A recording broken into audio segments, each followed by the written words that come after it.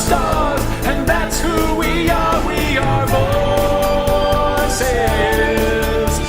There's nothing to fear. Explode in your rear. Feel our voices.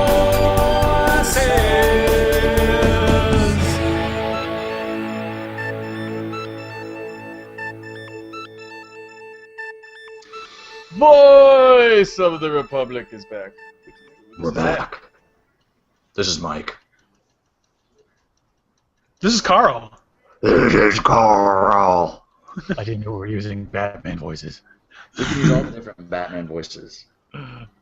Yeah, I was watching it. I rewatched it last Friday with my friend Sarah, and the first thing she asked when it started was, "What does Batman sound like in this movie?"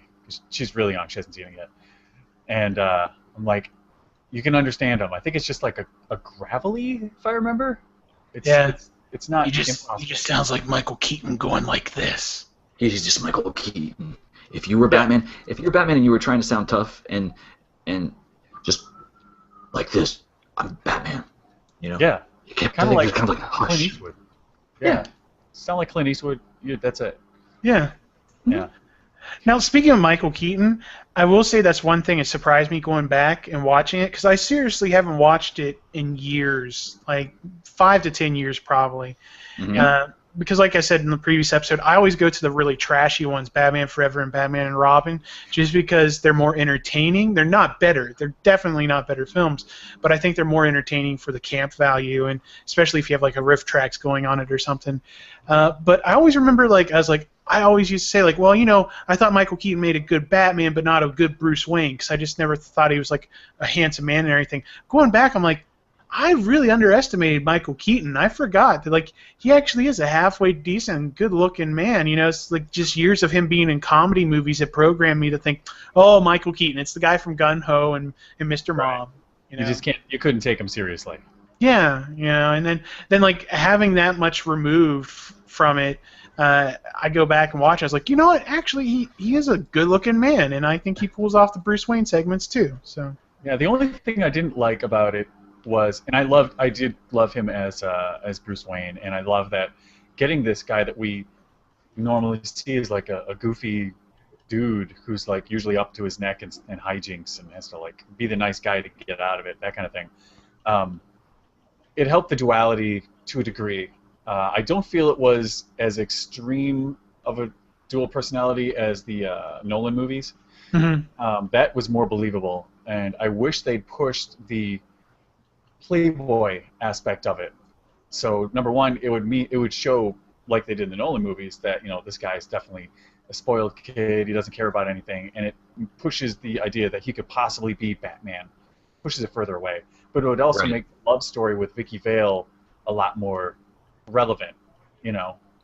So instead of she's seeing just like this guy who's just fucking around all the time, but it would make him focusing on her just a little more believable. A little more believable. I'm with you, however, I think that as a kid, I gotta remember, I was probably in the 9th grade, I think, and I sucked every bit of it in. Everything was what it needs to be. There was nothing wrong with it.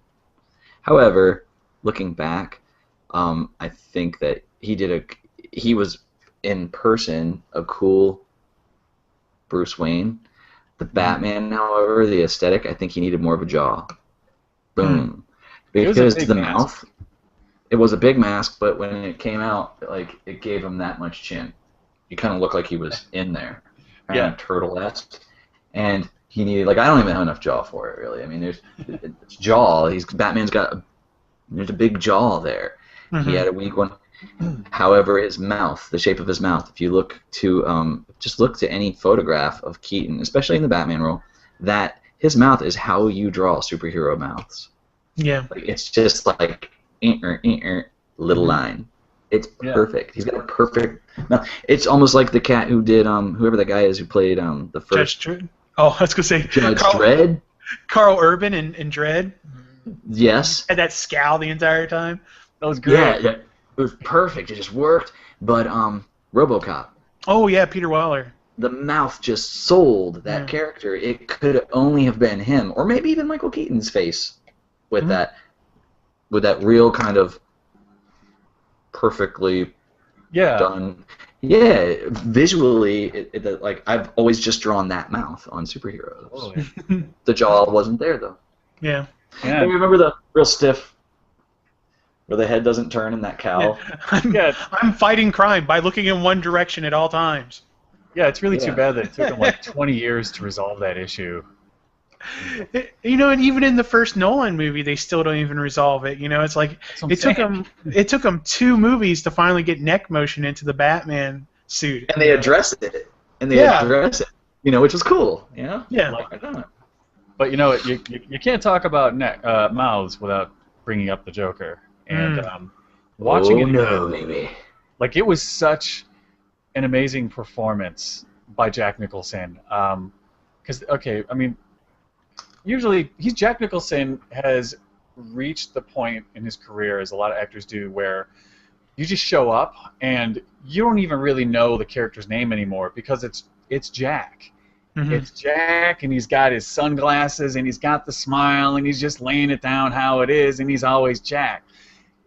Now it's Jack who becomes the Joker, and for once, man, when he was the Joker, everybody's still locked on like Cesar Romero, right?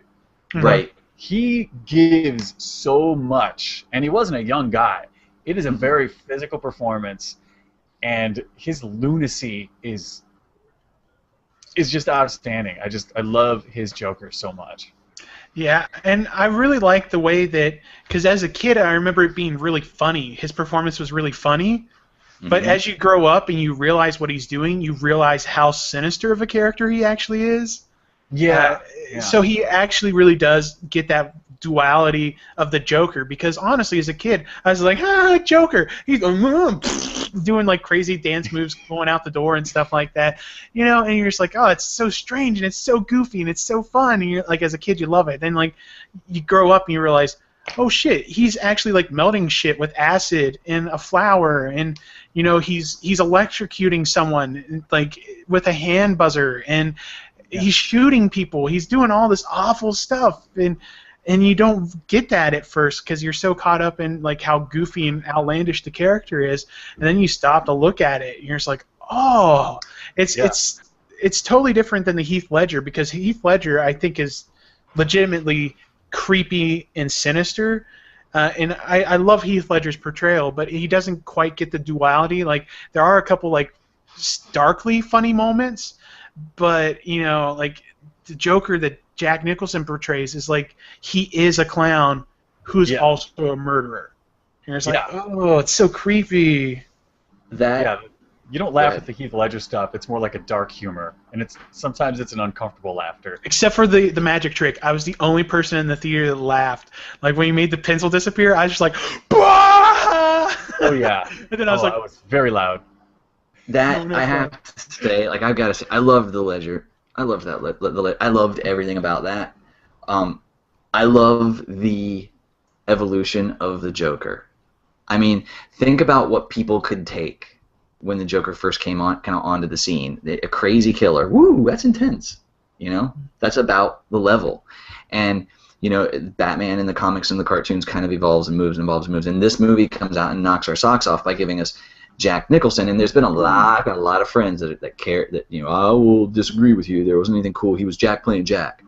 Well, the Joker could have very well been Jack, and I think he was perfect, and he was the pinnacle of insanity for me at that point in my life.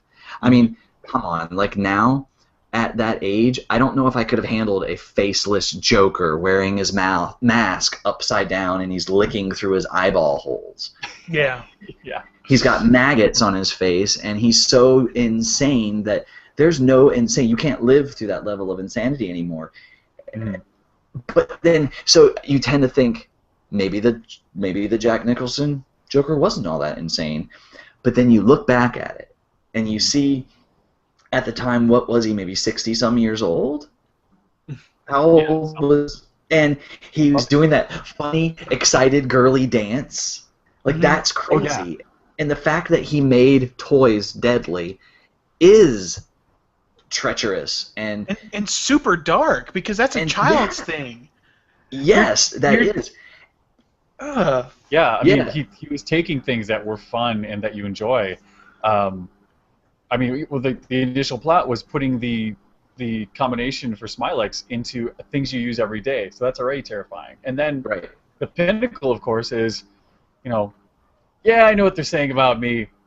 It's a misunderstanding. Never mind that this is the dead model behind me. Oops, sorry. Right. Earthquake. So he's like, hey, I'm going to give away free money at the Gotham 200-year anniversary. You should come down and give free money. And everybody's like, I love money. I'll be there. I mean, Right. and he's on a float with guys with guns. It just doesn't matter because he's like, obviously, I'm the guy with the money. Who would you rather hang out with? And they're like, whatever. And he's just going to kill them all. And then of all the Amazing. things that the poison gas comes out of, it's the balloons. The thing that's been ingrained in our head every Thanksgiving is being like family, happiness, thankful, like all these positive things. And it's like a giant balloon full of toxic gas. You're just like, totally. it's brilliant. It's like taking everything good and pure in the world and stuffing poison into it. Yeah. It was it was great. Yeah. Yeah.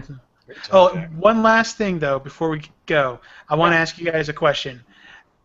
Did you ever take paper clips and try to give yourself the Joker smile? Because this guy did.